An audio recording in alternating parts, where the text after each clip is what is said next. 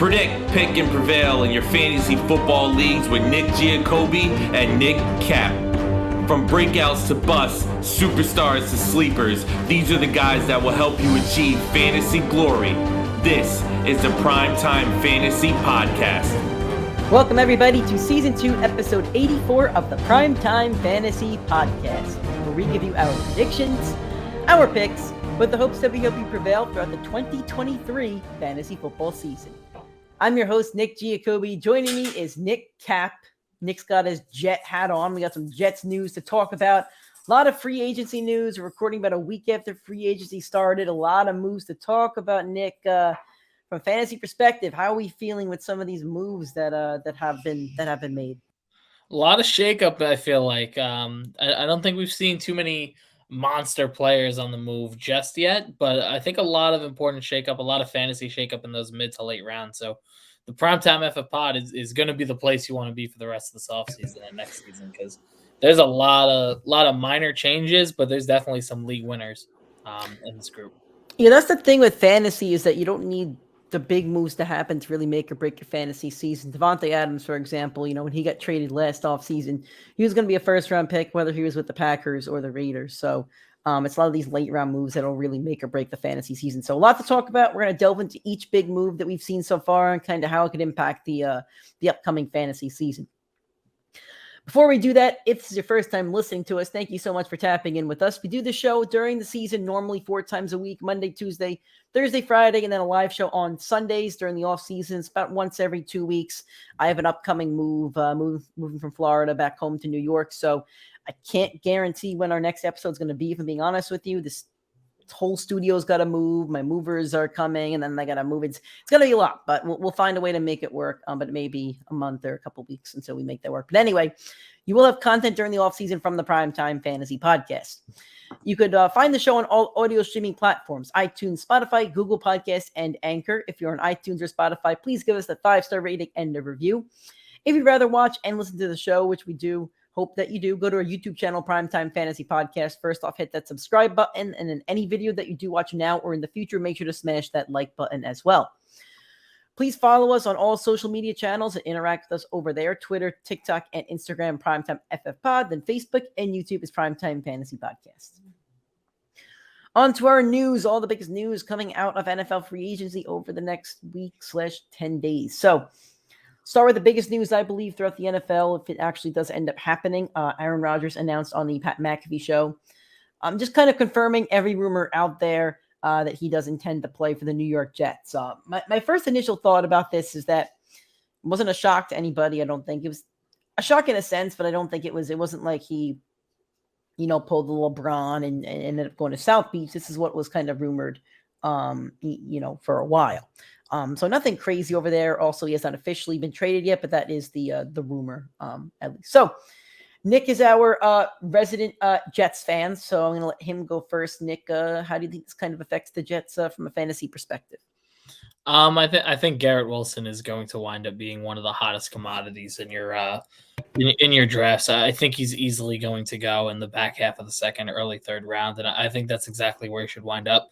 Went from offensive rookie of the year with 4 different quarterbacks playing at the helm, none of which had like a good stretch of games. Maybe Mike White for a game or two, but like no solid stretch. Offensive rookie of the year, 1,000-yard season, one of the best performances for a Jets rookie receiver in the history of the franchise. I know they brought in Alan Lazard. I do not expect that to affect Garrett Wilson's workload. I think he's going to still be a workhorse. I think he's going to smash leagues this year. I think he has a sophomore breakout. I think he's going to be absolutely dominant. I do want to see where more of these dominoes do fall. I don't know if they're going to try and bring in Odell. I know that there's rumors that they've been talking for a couple weeks now.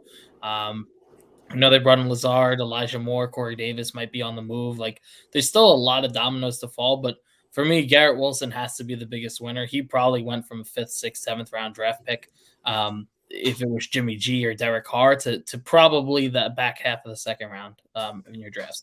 And even if you think that might sound a little crazy, like T. Higgins went there this past year. Like, that sounds exact. I would have taken Garrett Wilson this year going in over T. Higgins.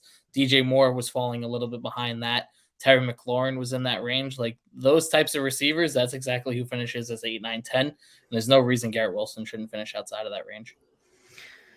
So here's the thing. They're not just signing Lazard. I believe they're also rumored to sign Randall Cobb and also who's the tight end that Rodgers likes for some reason? Mercedes Lewis. So signing a couple of Rodgers buddies. Rodgers doesn't like gelling with new receivers, does not,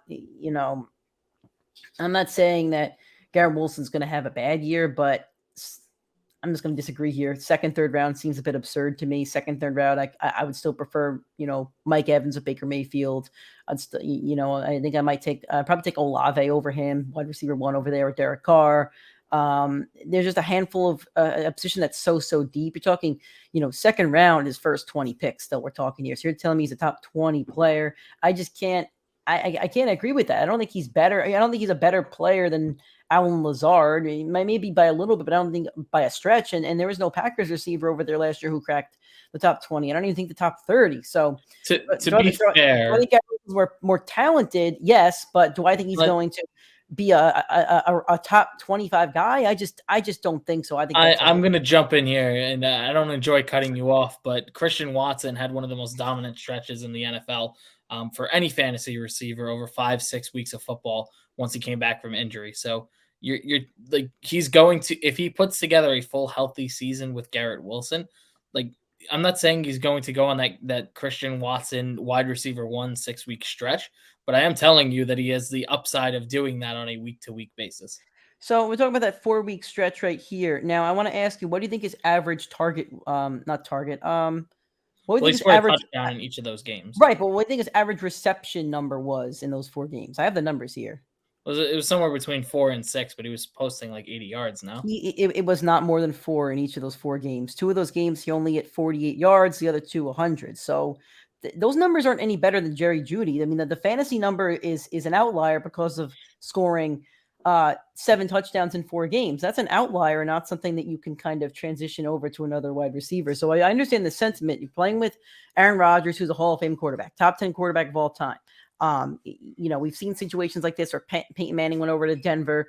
Demaryius Thomas was a beast. We've seen Tom Brady go to Tampa. I mean, Mike Evans and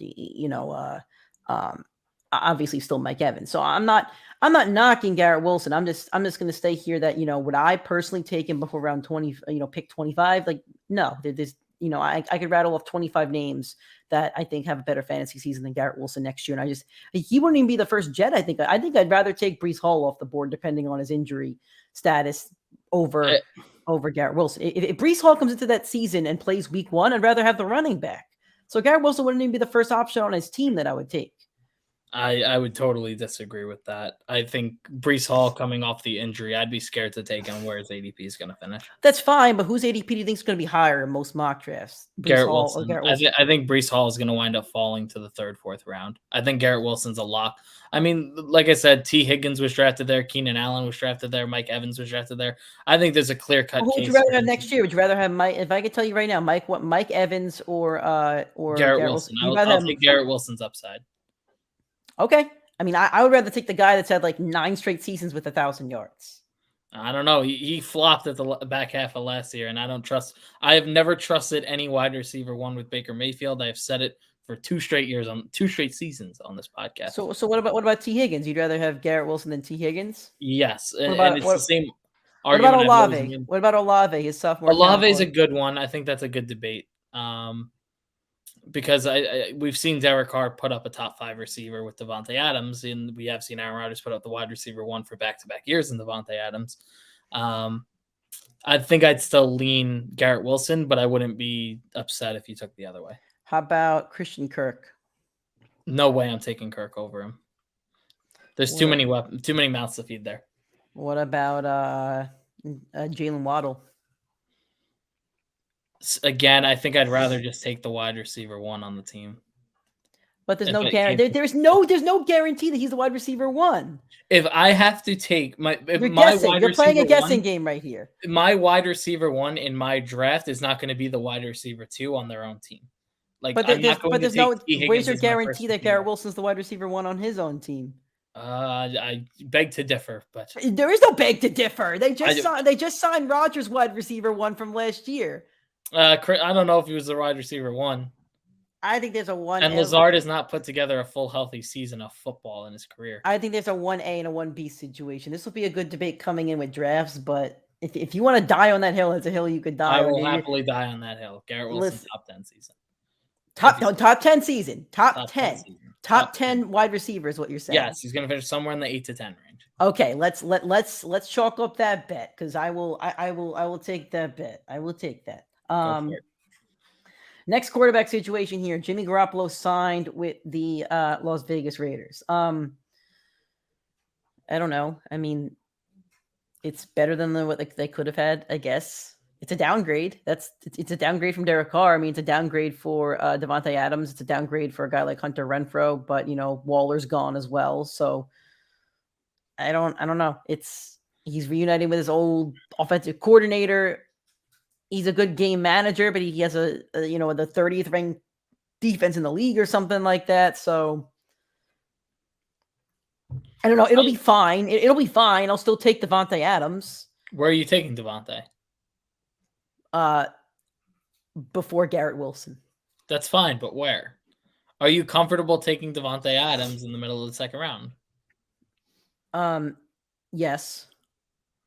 Okay. I will take, these are wide receivers I will take over Davante Adams. I'm looking at the list here on ESPN. I'll take Jefferson. I'll take Tyreek Hill. I'll take Stephon Diggs. I'll take AJ Brown. I'll take Amon-Ra. And then I'll take Jamar Chase for sure. And then it gets kind of tricky because, then there's like, CeeDee Lamb's in the mix there. Did I say I'd take AJ Brown over him? Because I would. Yes. I'll take AJ Brown over him. Some of these other receivers, then it's like then it's like a mix of wide receivers here. Cooper Kupp will take over him. I had to scroll all the way down because he had gotten hurt. I think that's where my line is there. Okay.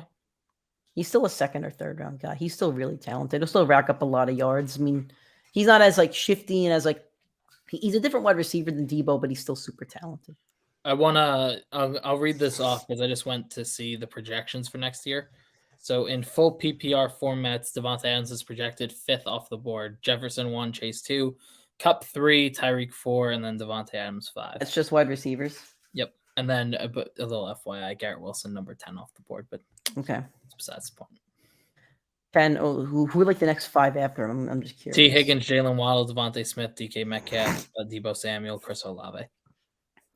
I don't think that's outlandish. I'd take a bunch of those guys over him, but I don't think that's absurd. I mean, it's fine. Yeah, fair. But yeah, I mean, I think Hunter Renfrow could be a bigger benefit from all this. They just brought in Jacoby Myers. They did. I forgot about that. You're right.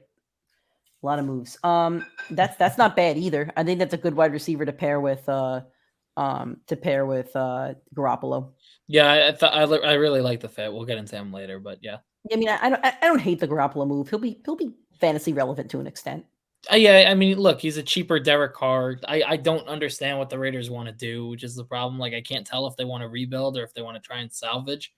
But I don't see a championship team here. I see a team that's going to be playing from behind a lot, which will be good for Davante Adams. Yep. But I'm looking at him as the 5th wide receiver off the board, and I'm saying I'd rather have AJ Brown, CeeDee Lamb, Stephon Diggs over him. Like, no, I don't disagree. I don't disagree. I think he falls a little bit before next year. I don't disagree at all.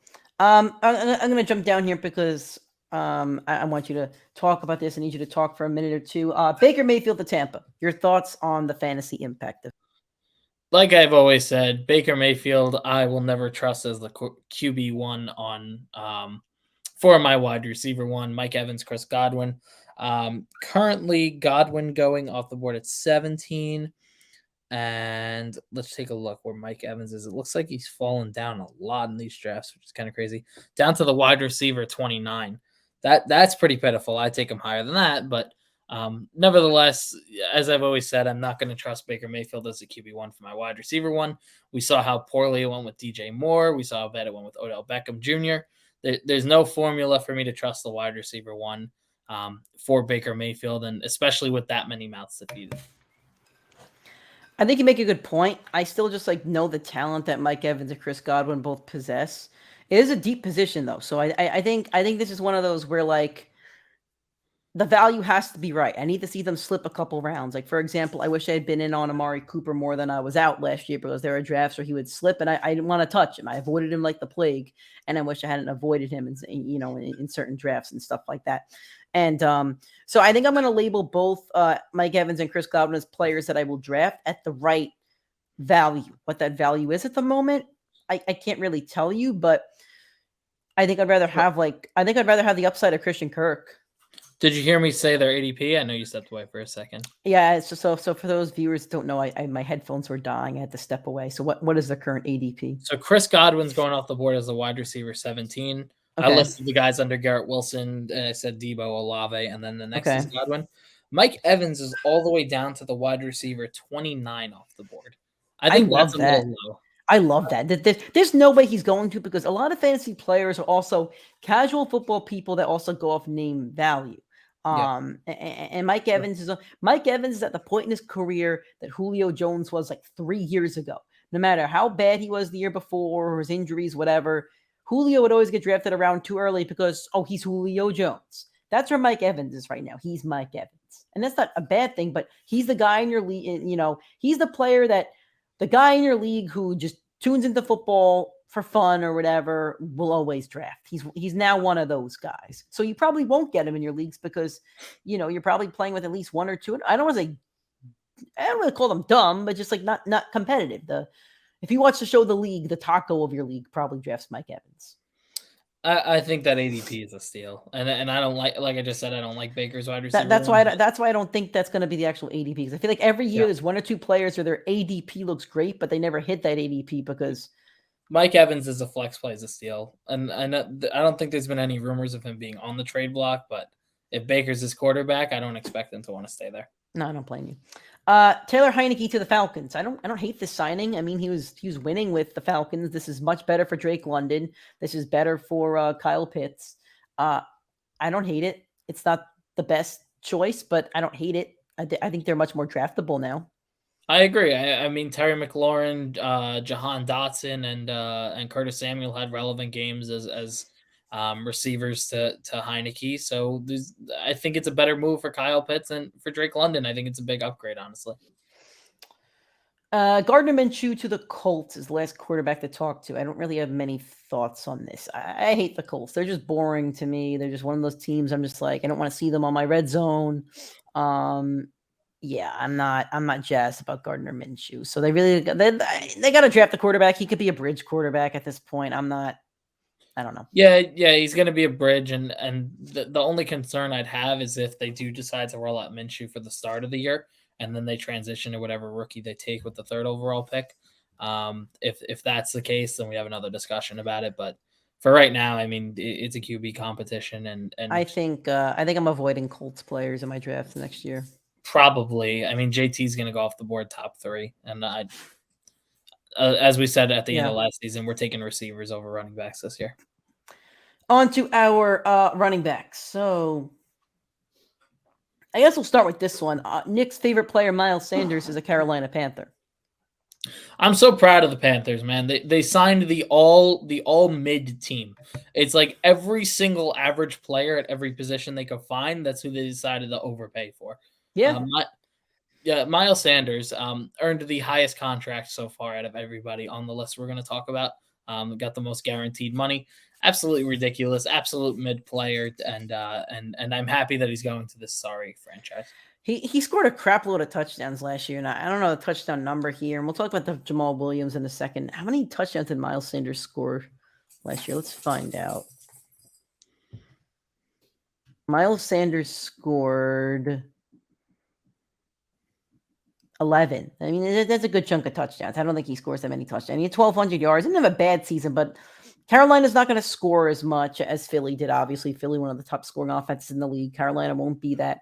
Probably going to be down in a lot of games, less rushing opportunities, and he's not really a pass-catching back either. So I don't like the landing spot. He's in a void for me, and he was in a void this year, and he was definitely fantasy relevant, probably outperformed his ADP, but he's one of those guys I just don't really trust. So right now he's projected, and as I say all this, we both acknowledge this is going to fluctuate a lot. Drafts are not for another 5-6 months. There's no way I'm drafting him right now at his ADP of 26. I still think that's too high for him. I'd rather chase the upside of the younger guys later down the list. I agree with you. I agree. Okay. David Montgomery goes to the Detroit Lions. They don't have Jamaal Williams anymore, but they do have DeAndre Swift. This is really interesting. I don't know if I love it or hate it. I think if you're, it's a tough. If you're a Swift dynasty owner, I think it's a tough pill to swallow because I think David Montgomery is more talented than Jamaal Williams, but Jamaal Williams probably complemented that offense better. So it's I don't know. It's an interesting move. I like the 1-2 punch of Williams and Swift. So I don't know how this one's going to transition. I'm intrigued. I don't know if I want to draft either of them per se, depending on what their ADPs are going to be, because I don't know who's going to get the rock more. And they're both kind of injury prone at the same time. So I don't know. So Swift's at 18 right now, and Monty's at 25. I'd rather take the later one, no matter who it is. Yeah, I agree with that. I think, we've all been like mesmerized with the idea of DeAndre Swift's second round for like the last 2-3 seasons, and it hasn't panned out to health. There's no way I'm going to trust him above David Montgomery.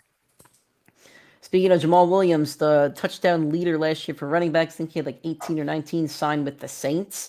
I love it. I love the compliment to Alvin Kamara. This is almost the same as a Kamara to Ingram 1-2 punch, of a couple of years ago. I'm not saying Derek Carr is as talented as Drew Brees, but I think Derek Carr can manage the game, kind of like Drew Brees did later on in his career. He's going to turn the ball over more than Drew Brees did, but as long as he can control those turnovers, I think the Saints will score a lot of points. The defense will play well.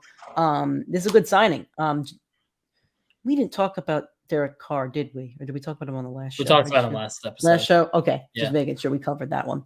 But yeah, I think they're going to be in the red zone a lot. I think they're going to score a lot of points, and I like it. This does hurt Kamara. I don't know what Kamara's ADP is going to be, but I don't want to say I'd rather have Jamaal Williams than Kamara, but I'm okay with taking him as the keep as the handcuff, especially knowing that Kamara may face that suspension.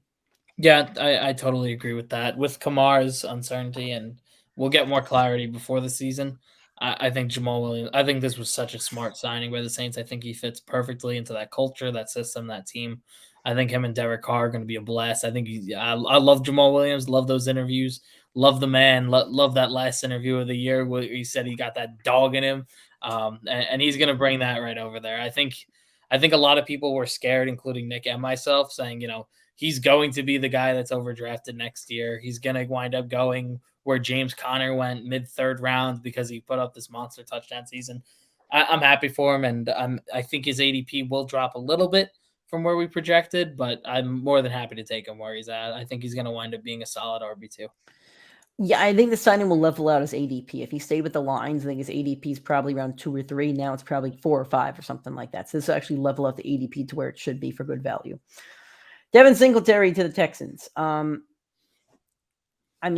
It's going to be a 1-2 punch with Dameon Pierce. They're going to have a rookie quarterback in there. I'm not taking him. Wasn't great on Buffalo, who was one of the best offenses in the league. I just don't think he's a super duper talented running back. I think he's going to be a journeyman throughout his career, bounce from team to team. He'll be okay, but I'm not touching him. I shouldn't say that. I'll touch him if I have to draft another running back in round 10. It's like I'm not going out of my way to draft him. Yeah, I agree with that. I think, he's going to – I saw a report today that he was, significantly more efficient than Dameon Pierce. Dameon Pierce was behind the worst offense in football. There was no shot for him to be efficient. He was going up against 8 in the box consistently. Devin Singletary has been a very below average NFL running back for his career. I don't want to touch him in drafts, but I'm not going to avoid him. Like if he's on the board, in those mid to later or those late rounds, I'm not going to avoid him for other guys, but I'm not chasing Devin Singletary in my drafts. Alexander Madison re-signed with the Vikings. The Vikings are still listening to offers for Dalvin Cook. I think from a fantasy perspective, Dalvin Cook getting shipped off to Buffalo, Madison being the running back 1 would be a really, really ideal situation. But we got to play the situation as we have it now. Dalvin Cook's a great handcuff because Madison's a good handcuff because if Dalvin Cook goes down, he becomes one of the most valuable running backs in fantasy football that you probably draft in rounds 8 to 10. Totally agree with that. I mean, I think he goes exactly where he was last year. If Cook gets moved, we'll talk about it in a couple weeks. Samaje Perine signed with the Denver Broncos. He'll be alongside Javonte Williams. And that's all I got. He'll be a backup. I don't see him cutting to Javonte Williams' workload over there. I disagree with you here. I think he's going to. I know it's a different coaching system. My dynasty team doesn't like this take. Well, it was 50-50 last year, and I know you could say, oh, it's Sean Payton now. It's not going to be 50-50. You saw what happened with Kamara and Ingram a couple of years ago. We talked about it earlier. 50-50 split between the two of them. Samaje Perine will wind up being the Ingram and vulturing those touchdowns from Javonte. That makes no sense. Javonte's a power back. He's not really a power back. Yes, he is. No, he's not really a power back. Every time he takes hits, he gets hurt. It's the second time already in his 2-year. When was the first time? In his rookie year. He missed a couple games from an injury. Anyway, Samaje Perine, I do not like this move. I'm not happy about it. And if I own Javonte like Nick did in Dynasty, I do not want him. Nothing I can do about it now. His value's lower. Raheem Mostert and Jeff Wilson stay with the Dolphins. I don't want a Dolphins running back right now. That's really it. They also brought back Myles Gaskin. So there you go. a three-headed mess at running back. Rashad Penny signs with the Eagles, and he's very talented. So I don't say this to knock his talent, but I don't know how many games he plays for the Eagles. He is very talented, but it's just one bad injury after another. And it's a shame because when he's on the field, he's very talented, but I won't be drafting him. I think if I saw him around that Singletary range, I'd pull the trigger, but I think it's, again, another committee running back group. I think there's a shot that they try and bring in one of those like Dalvin Cook level talents because there's a couple of those guys still on the block and on the move. I wouldn't be surprised if they signed more of an elite tier running back to complement that offense. Chase Edmonds signed with the Bucks. No thoughts on this one. I think they also released Leonard Fournette. So it's going to be Chase Edmonds and Rachaad White in the back. I'd rather have Rachaad White. I think they like him over there. For sure. I'm just scared that he cuts into his pass catching. It could be a committee. Damian Harris signed with the Bills. It's just, I don't think he's any better or worse than Singletary, if I'm being honest with you. I agree with that entirely. But it's very good for playoff fantasy bust nominee. Who else do they have over there in New England? Forget his name. Ramondre? Yeah. He's an absolute bust in the playoffs. He was bad. Yeah, he was a dud. Bad. All right, wide receivers on the move. Allen Lazard to the Jets. Nick is a lot higher on Garrett Wilson than I am. I think one Jets receiver will be, pretty solid next year, but I could also see it being like a 2 1Bs / 2 As rather than somebody being a dominant receiver. I don't think there's a Devontae Adams in that wide receiver room. I think there's two Bs, I guess, which I'm not knocking them. I think they'll both be flex plays, but Nick's a lot higher on one than the other. I think we talked about it earlier, but I think it's a clear 1A, 1B here. I wouldn't call either of them ones. I'm also a lot stricter. You're not calling Garrett Wilson a 1? No. Well, he just won Offensive Rookie of the Year, and I think it was a top 12 fantasy season. How do you define a 1? One of the top receivers in football. So how many top receivers can you have? About 10, and that's roughly where Garrett Wilson ranks. You think he's a top 10 wide receiver? I'm not. And take every quarterback away from the league. If I'm going to name player, let me know which of these players you take Garrett Wilson on right now. On the Jets. On the Jets, Justin Jefferson. No, just stop me. Just stop me when I Justin Jefferson, Tyreek Hill, Devontae Adams, Stephon Diggs, CeeDee Lamb, AJ Brown, Amon-Ra, Jalen Waddle, Devontae Smith. Over Devontae Smith. Okay. For sure. Definitively. 1, 2, 3, 4, 5, 6, 7, 8. Smith was number 9. So let me keep going here. Amari Cooper. Yes, over Amari Cooper. You would take Garrett Wilson, one year player over Amari Cooper. 100%. It's not even close. Okay. Jamar Chase. No, I would take Chase over him. DK Metcalf. No, I will take Garrett Wilson over DK. Oh, come on. No, That's 100%. absurd. That's an absurd take. DK Metcalf got outperformed by Tyler Lockett. I don't want to hear it. Did not get outperformed. DK is very inconsistent. I think DK had a better year than Garrett Wilson won the Offensive Rookie of the Year with those 4 Joe Schmoes at quarterback. You had the comeback player of the year at quarterback. DK Metcalf had DK more yards than Tyler Lockett. Lockett had a couple more touchdowns. Tyler Lockett felt like the better player and the more consistent player all year long. You got to take your Jets hat off. All right, let's keep going here. Terry McLaurin. I would take him over Terry. Mike Evans. At this stage of his career, yes, I would take him over Mike Evans. So for one season with Rodgers, you'd rather have Garrett Wilson than Mike Evans? Yes. Oh, come on. 100%. Come on. The guy's had 10 seasons with 1,000 yards. We saw Justin Jefferson and Jamar Chase after 1 year, and we all said they're a top 20 pick in your fantasy drafts. What's wrong with saying Garrett Wilson is too? Because his ADP agrees with me. His ADP says he's the 10th best quarterback, and Rodgers isn't even on the team yet. All right. We'll stop there, but I think I at least got 10 of them off there. I'm stingy with my ones, and I only consider like 6 guys a one, so that's where I kind of go at it. All right. I don't know how we got on the we talk about Lazard. Okay. Jacoby Myers to Vegas. I think you like this move more than I do. I think it's okay, but I liked him better on New England because he was their one, where he's not Vegas's one at least. I think he's competing with. I guess he's above Renfro, but I don't know. I feel like he's still competing for that number 2 spot. I think he's a good fit there. I mean, he's going back into a system he knows. Last year, he looked pretty solid. I think he fell off on the back half of the year. He looked really good on the front half. But he had no offensive coordinator. He's going to have a tougher schedule, but he's going to be playing from behind in games more. They're going to have to air it out when they're playing behind in that division. So I think fantasy-wise, he's going to be more valuable than I think people think. He's probably going to end up in that 10th to 12th round, and I absolutely think he's a smash play there. Yeah, I think so too. I think that's fair. Juju to the Patriots. I hate it. I hate this move. I don't want him at all. I didn't get it. I would have kept Jacoby Myers over Juju. So would I. Just because he doesn't feel like he fits that New England. No, he doesn't. Typical football player. And look who's throwing him the ball. Like, man. Underrated Mac Jones. That's a bad one. That's a bad one. Yeah. I am happy that Juju's not on the Chiefs anymore because that guy was that kid in class that, like, when you submit the group project and he like wrote his name on the bottom, like that's like Juju. And I know he scored a touchdown in the Super Bowl. I know, but it's like, come on. You weren't the reason you won that Super Bowl. Like, come Agreed. on. Adam Thielen to the Carolina Panthers, who are future Super Bowl contenders, according to Adam future Thielen. Super Bowl, the all mid team. Now, I will say this.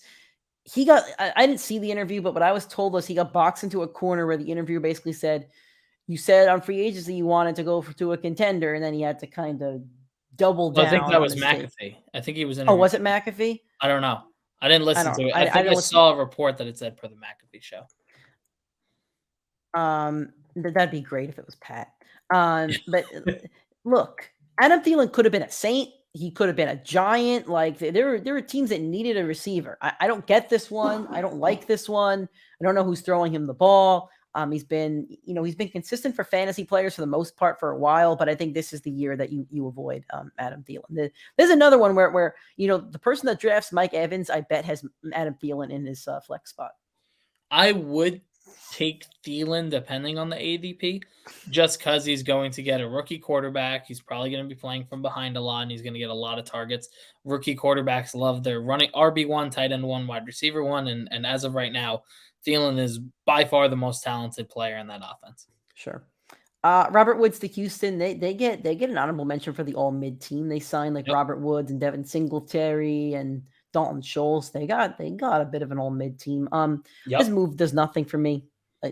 I'm not drafting him. That's all I got. It's a wide receiver 1 right now, but absolutely agree with you. I will not touch him in drafts. Darius Slayton and Sterling Shepard stay with the Giants. Neither have been fantasy relevant like at all, really. So doesn't change my opinions on them. I wouldn't say that. I don't feel any comfort putting either of them in my starting lineup. By week 12, one of them is going to be the top pick of the waiver wire because some other receiver went down on the team. and then they don't produce. Shepard had a couple good weeks before the injury. Maybe. I don't know. All right. Paris Campbell to the Giants. I don't know. It's whatever to me. I'm not drafting him. Yeah, I got to see more of what I think. The Giants again going to be very interesting to see what happens. We'll talk about the real receiver one when we get to the tight end room, but I think we need more clarity on that situation. Yeah, I agree. Michael Thomas stays at the Saints. We both predicted this one. I think this was perfect. I don't know what other team would really want to take a shot on him unless it was like the Chiefs on a 1-year deal, but I like it. They're playing with house money. I mean, if he stays there, and if he stays healthy, Derek Carr could throw him a lot of balls. Good compliment to Chris Olave. I wish they had, signed another receiver because I don't know how many games Michael Thomas plays for them, but I won't draft Michael Thomas. He's on my do not draft list, but if you draft him, there's a chance he plays well for you until he gets hurt or something. Yeah, I think he falls into that Saquon Barkley uncomfortableness where it's like I don't want to take him because of the extensive injury history, and if I do take him and he's not hurt, like he's going to clearly outperform like ADP. Like it's kind of I think he's more like Odell, where he was really good 5 years ago, and that's interesting. He's had some bad quarterbacks and a bunch of injuries. Yeah, I think. When was the last time Michael Thomas was really good? It feels was like 3 years ago when he was the wide receiver 1, maybe 4. Yeah, it was Breeze's second to last year. Breeze has only been gone a year or 2. And I just like 3 to 4 seasons ago. It's not as far. Holy crap! You're not wrong. 2019. Well, yeah, I guess that was technically 3 seasons ago. That feels like a long time ago. I don't know why. Yeah, he had 1,700 yards and 9 touchdowns. Okay, I mean, I guess. What was Odell's last good year? No, I have to now. No, I mean you're not wrong. Odell was probably he got stuck with Baker Mayfield for a while, but he was getting hurt too. It wasn't just Baker. I felt like he was just getting hurt left and right. It was mostly Baker. Baker was leading him to injuries. I said it back then. Odell's last year with 1,000 yards was 2019, same year as Michael Thomas. Yep. There you go. He is older than Michael Thomas though by 2 or 3 years, I think. Okay, but I mean, if he's on the field, I think he'll have a good year. I just can't tell you the on correct. The field. Like if I have Michael Thomas on my roster, like there's no way I'm not gonna play him like week 1, week 2. Like you're going to flex him until the injury happens. Like that's right how it feels. Yep. Brandon Cooks to the Cowboys. I like this move. I don't know what you think of it, but I like it. I think they needed someone. I think this is them saying we're not landing Odell, but they have Gallup. Do they still have Gallup? Yeah, they still have Gallup. They have CD. They lost Schultz. I still think they could get Hopkins. Oh, maybe. That'd be crazy. Jerry Jones loves big names. I'm telling you, Hopkins is either going to be a Cowboy or a Brown. Or Giant. Maybe. But I mean, Brandon Cooks, I mean... Please don't be a Brown. I like 6, 7, 8. Please don't be. In his last 8 seasons, he only has 2 seasons under 1,000 yards.